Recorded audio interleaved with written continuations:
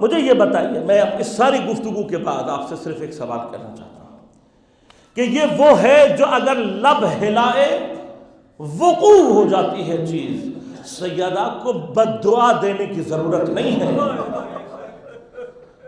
سیدہ کو بد دعا دینے کی ضرورت نہیں ہے، سیدہ صرف لب ہلاتی نابود ہو جاتی،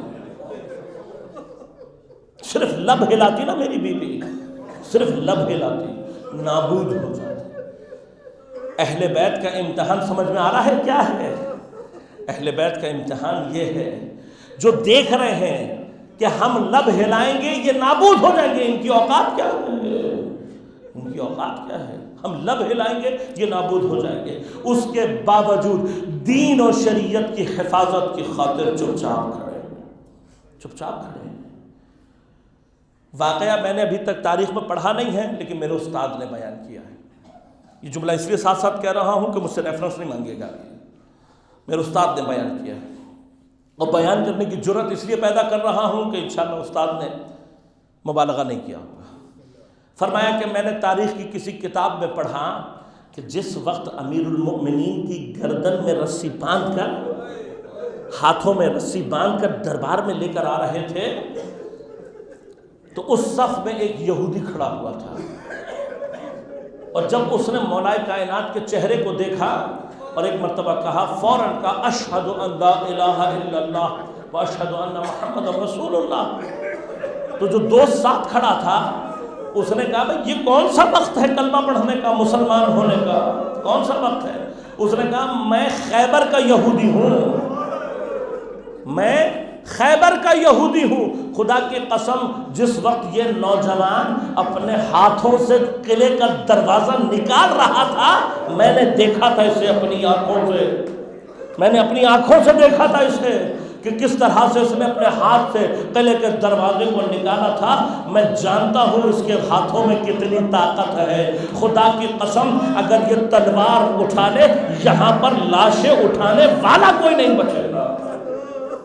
یہ جو تلواریں لیے پھر رہے ہیں اس کے اطراف میں، اگر یہ تلوار اٹھا لے ان کی لاشیں اٹھانے والا کوئی نہیں ملے گا، تو کوئی تو خدا ہے جس کی خاطر یہ شخص آج سر جھکائے کھڑا ہے، کوئی تو خدا ہے، کوئی تو خدا ہے۔ دین بچانا مقصود ہے، اس لیے سیدہ دروازے کے پیچھے کھڑی ہے۔ تاریخ میں یہ خط نقل ہوا ہے، سیدہ کے قاتل نے امیر شام کو خط لکھا، اس خط میں اس نے اعتراف کیا ہے، میں سند کی بحث میں نہیں جا رہا، لیکن اگر نقل ہوا ہے تو کچھ نہ کچھ صداقت تو ہوگی۔ قاتل کا اعتراف ہے، اپنی زبان سے پورا خط نہیں پڑھ سکتا، صرف چند ایک باتیں آپ کی خدمت میں عرض کر کے زحمتوں کو تمام کروں گا۔ امیر شام کو خط لکھ کر کہتا ہے، میں نے اپنی زندگی میں اتنی دلیر خاتون کبھی نہیں دیکھی، اتنی دلیر خاتون میں نے کبھی نہیں دیکھی۔ کہا جب میں نے لوگوں کو بھیجا اور انہوں نے دروازے پر جا کر کہا تو سیدہ نے کہا اس دروازے کے پیچھے میں ہوں، تو وہ لوگ واپس آ گئے اور آ کر کہا کہ سیدہ دروازہ کھولنے نہیں دے رہی۔ کہا یہ سننا تھا، ایک مرتبہ علی کا بغض میرے قلب میں بڑھا اور میں تازیانہ لے کر دروازے پر پہنچا، اور جب میں نے دروازہ کھولنے کی کوشش کی تو زہرا نے دروازے کے جو پٹ تھے ان کو اپنے ہاتھوں سے تھام لیا، اس طرح سے کہ سیدہ کی انگلیاں باہر کی جانب ظاہر ہو رہی تھی۔ یہ ملعون کہتا ہے میں نے اپنا تازیانہ اٹھا کر سیدہ کی انگلیوں پر مارنا شروع کیا، اتنی ضربتیں ماری کہ زہرا نے دروازہ چھوڑ دیا، لیکن اپنے آپ کو دروازے سے لگا کر کھڑا کر دیا، اور پھر زہرا نے ایک مرتبہ رونا شروع کیا اور آواز لگائی گئی، واہ محمدہ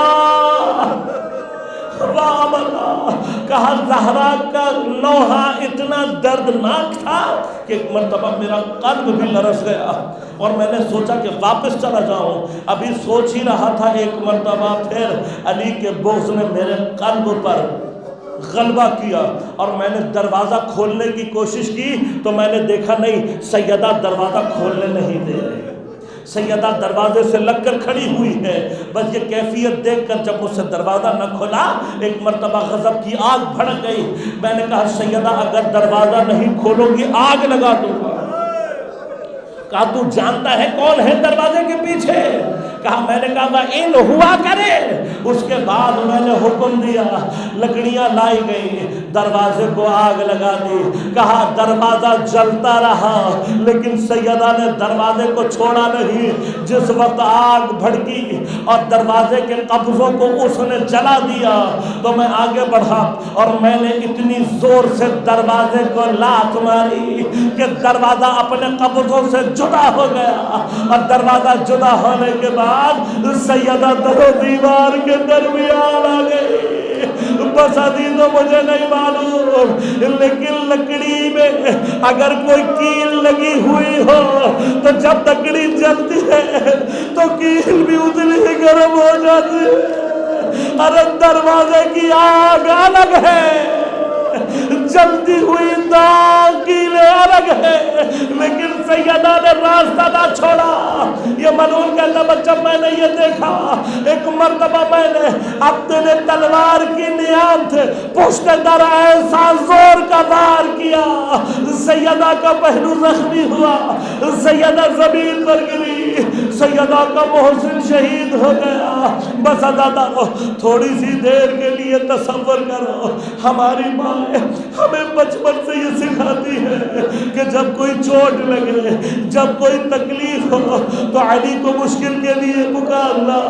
علی مشکل کشا ہے، گردوں کو سنبھال لیتا ہے۔ بس عزیزانو کائنات کا مشکل کشا سیدہ سے چند قدم کے فاصلے پر تھا، لیکن سیدہ کی مظلومیت یہ ہے کہ سیدہ کائنات کے مشکل کشا کو نہ پکار سکی۔ ارے جیسے ہی محسن شہید ہوا ایک مرتبہ آواز لگائی، واہ محمدہ واہ مصیبتہ۔ اس کے بعد ایک مرتبہ کہا یا فضا خذینی، اے فضا کر میری مدد کر۔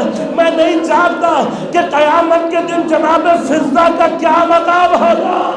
ارے آج علی کی جگہ پر ہے، شام کے دربار میں عباس کی جگہ لے رہے۔ کہا کہ میں داخل ہوا، اس کے باوجود کہ محسن شہید ہو گیا تھا، سیدہ پھر پورے قد کے سامنے کھڑی ہو گئی۔ خدا کی قسم میں نے اتنی دلیر خاتون اپنی زندگی میں نہیں دیکھی، لیکن علی کا بغض میرے قلب میں اٹھا۔ میں نے ایک مرتبہ ہاتھ اٹھایا، زہرا کے اتنی زور سے تماچا مارا کہ آج بھی مقنے کے نیچے سے زہرا کا گوشوارہ ٹوٹنے کا احساس مجھے اب بھی ہوتا ہے۔ یہی تو ہم تاریخ سے کہتے ہیں، ارے اگر سیدہ کو تماچا نہ لگا ہوتا، حسین کی بیٹی سکینہ کربلا سے کوفہ سے لے کر شام تازیانے نہ کھاتی، اگر زہرا کا دروازہ نہ جلا ہوتا، شام غریبہ حسین کا گھر جلایا۔